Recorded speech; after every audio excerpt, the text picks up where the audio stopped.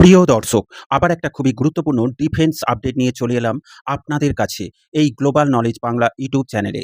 এই মুহূর্তে পৃথিবীর সবচেয়ে বড় শক্তিধর দেশগুলো ভারতের স্বদেশী টেকনোলজির উদ্ভাবনী দেখে হতবাক।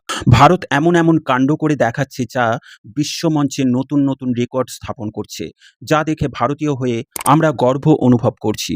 চলুন প্রিয় দর্শক, উদ্ভাবনী প্রচেষ্টা দেখি। ভারত কি এবার যুদ্ধক্ষেত্রে আনতে চলেছে এমন এক স্টেলথ ড্রোন যা শত্রুর রাডার ফাঁকি দিয়ে ঘন্টার পর ঘন্টা আকাশে ঘুরে নির্ভুল হামলা চালাতে পারবে?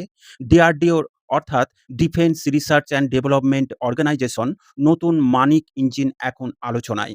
কারণ এই ইঞ্জিন দিয়েই তৈরি হতে পারে ভারতের নতুন মিডিয়াম ওয়েট স্টেলথ ইউসিএভি। এটি শুধু ড্রোন নয়, এটি হতে পারে ভারতীয় যুদ্ধনীতির এক নতুন অধ্যায়। আজ আমরা আলোচনা করব মানিক ইঞ্জিন কি, এই ইউসিএভি কতটা বিপজ্জনক, পাকিস্তান ও চীনের জন্য কেন এটা মাথা ব্যথার কারণ হয়ে উঠেছে, আর দক্ষিণ এশিয়ার শক্তির ভারসাম্য কতটা বদলাবে। সম্পূর্ণ ভিডিওটা দেখবেন আর স্ক্রিনে দেখুন এ বিষয়ে সংবাদ মাধ্যমে ডিফেন্স নিউজ আর্টিকেল প্রকাশিত হয়েছে। চলুন শুরু করি। প্রথমেই জানা যাক মানিক ইঞ্জিন কি। মানিক হলো ডিআরডিওর তৈরি একটি স্মল টার্বোফ্যান জেট ইঞ্জিন। এর থ্রাস্ট প্রায় 4.5 কিলোনিউটন, যা ছোট বা মাঝারি আকারের স্টেলথ ড্রোন চালানোর জন্য আদর্শ। এটি ভারতের ইন্ডিজিনিয়াস ইঞ্জিন প্রোগ্রামের অংশ, অর্থাৎ বিদেশি ইঞ্জিনের উপর নির্ভর না করে নিজস্ব প্রযুক্তিতে তৈরি শক্তিশালী জেট ইঞ্জিন। এখানেই সবচেয়ে বড় বিষয়। আজ পর্যন্ত ভারত ফাইটার জেট ইঞ্জিনে বিদেশের ওপর অনেক অংশে নির্ভরশীল ছিল, কিন্তু মানিক ইঞ্জিন এখন সফল হলে ভারতের ড্রোন প্রোগ্রামে আত্মনির্ভরতা অনেক বেড়ে যাবে। এইবার দেখা যাক মানিক ইঞ্জিন ব্যবহার করে কেমন হবে এই নতুন ইউসিএভি। খবর বলা হচ্ছে যে এই মানিক ইঞ্জিন ব্যবহার করে তৈরি হতে পারে মিডিয়াম ওয়েট স্টেলথ ইউসিএভি, মানে ওজন 1.5 থেকে 2.5 টন। রাডার ধরা কঠিন, দীর্ঘ সময় আকাশে থাকতে পারে এই ড্রোন। লাইটারিং স্ট্রাইক মিশন করতে পারবে এই ড্রোন। আইএসআর রোল অর্থাৎ ইন্টেলিজেন্সি সার্ভেলান্স রেকগনেন্সি করতে পারবে।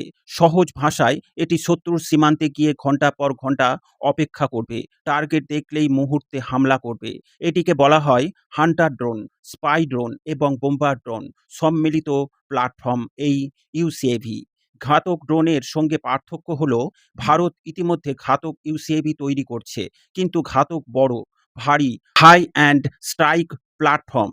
অন্যদিকে মানিক পাওয়ারের ইউসিএভি হবে তুলনামূলক ছোট, কম খরচে পরিচালনাযোগ্য, দ্রুত মোতায়েনযোগ্য, সীমান্তে ট্যাকটিক্যাল স্ট্রাইকের জন্য আদর্শ। অর্থাৎ ঘাতক যদি হেভি পাঞ্চ হয়, তাহলে মানিক ইউসিএভি হবে ফার্স্ট সাইলেন্ট কিলার। ভূ রাজনৈতিক প্রভাবের দিক দিয়ে খুবই গুরুত্বপূর্ণ এই ড্রোন। পাকিস্তানের জন্য কেন চিন্তার কারণ হয়ে উঠেছে জেনে নিন। পাকিস্তান সীমান্তে ইনফিল্ট্রেশন, টেরর লঞ্চপ্যাড এবং আর্টিলারি স্পোটিং এসব এসব বড় সমস্যা। এই ড্রোন যদি এলএসি বা এলওসি এ মোতায়েন হয়, শত্রুর ঘাঁটি নজরদারি করবে, সন্ত্রাসী লঞ্চপ্যাড ট্র্যাক করবে, প্রয়োজনে তাৎক্ষণিক স্ট্রাইক করবে। পাকিস্তানের কনভেনশনাল এয়ার ডিফেন্স সিস্টেমের জন্য স্টেলথ ড্রোন মোকাবিলা খুবই কঠিন। চীনের জন্য কেন বার্তা?